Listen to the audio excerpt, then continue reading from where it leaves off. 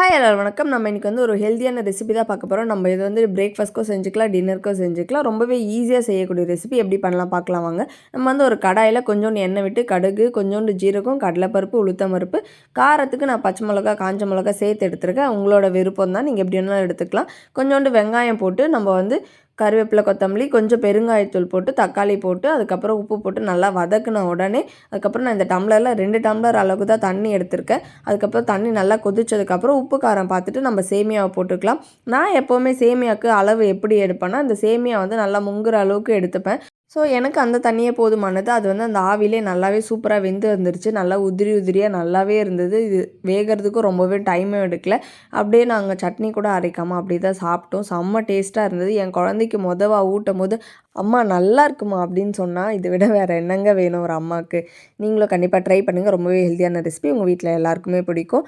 பாய்.